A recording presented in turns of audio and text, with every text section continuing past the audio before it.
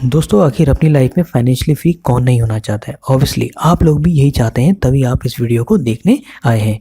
लेकिन financially free होने से पहले इस टर्म का सही से मतलब आप लोगों को पता होना चाहिए। चलिए जानते हैं इस टर्म का सही मतलब आखिर क्या होता है पूरे 3 स्टेप्स में। लेकिन इससे पहले कि आप इस टर्म का मतलब सही से जानें, इससे पहले वाली वीडियो ज़रूर देखें जिसमें समझाया गया है आखिर क्यों फाइनेंशियल नॉलेज में इंडिया इतने पीछे है, जिसमें पूरी हिस्ट्री डिस्कस की गई है कि आखिर एजुकेशन सिस्टम इतना क्यों पैरालाइज हो चुका है कि लोग अपने आप को फाइनेंशियली फ्री होने में काफ़ी टाइम लगा देते हैं। तो चलिए जानते हैं इसे पूरे 3 स्टेप्स। तो दोस्तों 3 सेट में से सबसे पहला सेट ये है, अपने गोल को सेट करें। सबसे पहले ये डिसाइड करना होगा कि आपको फाइनेंशियली फ्री होने के लिए कितने रुपए की ज़रूरत होगी। ये अमाउंट इतना होना चाहिए जिससे आप उनकी पैसिव इनकम जनरेट कर सकें, मंथली या एनुअली, यानी कि हमें कोई काम भी ना करना पड़े और पैसे भी आते रहें हर महीने। चलिए इसे एक छोटे से प्यारे से बढ़िया से एग्जाम्पल से समझते हैं। ग्रैंड सेबेटियर अपनी फाइनेंशियल फ्रीडम के लिए जाने जाते हैं। एक समय जब वो गरीब थे, 24 साल की उम्र में उन्हें जॉब से निकाल दिया जाता है, यानी कि वो बेरोजगार हो जाते हैं और उसके बाद वो अपने पेरेंट्स के साथ ही रहने लगते हैं। लेकिन बैंक में केवल $2.26 ही थे, लेकिन जॉब ढूंढने के लिए उनके पास केवल 3 महीने का समय ही था। पेरेंट्स खुद भी इससे ज़्यादा उन्हें नहीं रखना चाहते थे। 200 जॉब अप्लाई करने के बाद भी उनकी कहीं जॉब नहीं लग पाती है दोस्तों। इसके बाद वो फ्रस्ट्रेट होकर अपने गार्डन में बैठे हुए थे और अपनी इस बुरी कंडीशन के बारे में सोच रहे थे। उनके बैग में मुश्किल से 170 रुपये ही बचे हुए थे। उस दिन ग्रैंड ने एक ऐसा गोल सेट किया कि लोग सोच भी नहीं सकते दोस्तों, जिस कंडीशन में उन्होंने गोल सेट किया कि वो केवल 5 सालों में ही फाइनेंशियली फ्री हो जाएंगे, चाहे उन्हें किसी भी हार्डवर्क से क्यों ना गुजरना पड़े। वो हमेशा इस पैसे की कमी के साथ नहीं रह सकते थे, यानी वो पैसे की कमी में कभी भी अपना जीवन नहीं बिताना चाहते थे। फिर वो कैलकुलेट करते हैं उन्होंने आखिर कितना रुपया फाइनेंशियली फ्री होने के लिए चाहिए होगा। फिर क्या था दोस्तों, भाई ने हिम्मत नहीं हारी और लग गया काम में। सारी बुक पढ़ डाली, जितनी भी फाइनेंशियल फ्रीडम से रिलेटेड बुकें थी वो। उसके बाद वो गोल अचीव कर लेते हैं।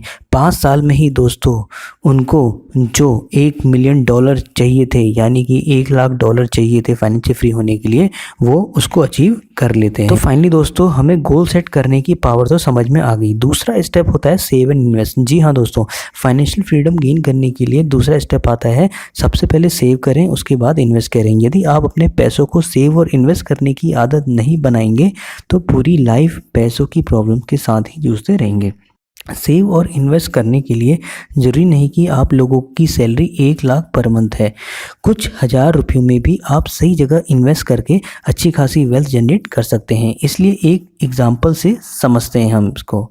सपोज़ आपकी सैलरी 20 लाख पर मंथ है, या आप पढ़ रहे हैं तो उसकी आपकी सैलरी 15 से 20 हज़ार होगी। सैलरी से एक्सपेंसेस यदि काट लिए जाएं तो आप 5,000 सेव आसानी से कर सकते हैं। लेकिन जैसे ही आपकी सैलरी बढ़ेगी, यानी कि अपने खर्चे बढ़ाने की जगह आपको सेविंग बढ़ानी होगी। सपोज़ आपकी मंथली सैलरी हाइक होती है 10%, जिसकी आपको बस इन्वेस्टमेंट ही करनी है।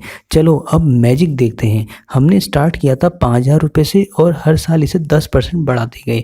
ऐसा हमने डिसिप्लिन के साथ 30 साल तक किया और रिटर्न मिला 15%। 30 साल बाद जो अमाउंट बढ़ेगा तो आप लोग चौंक जाएंगे, वो होगा 1.3 करोड़ रुपए।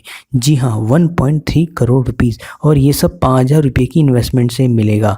ये था पावर ऑफ कंपाउंडिंग का गेम, ठीक है।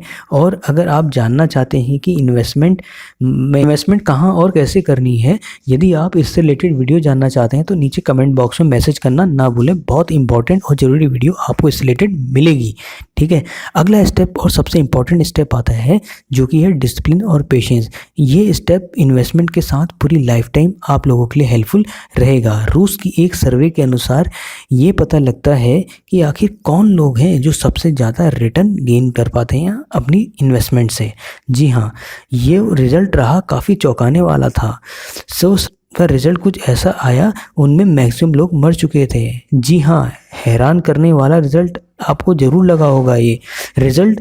मेरा समझाने का मतलब ये है, जो लोग अपने इन्वेस्टमेंट को लंबे समय तक होल्ड करते हैं उनकी वेल्थ ज़्यादा क्रिएट होती है। और इस सर्वे में सबसे ज़्यादा वेल्थ डेड लोगों ने इसलिए गेन की क्योंकि वो लोग इन्वेस्टमेंट के बाद भूल चुके थे कि उन्होंने कुछ इन्वेस्ट भी किया है, इसलिए उनकी इन्वेस्टमेंट लंबे समय बाद ग्रो हुई। टाइम के साथ उनकी इन्वेस्टमेंट कंपाउंड होती गई।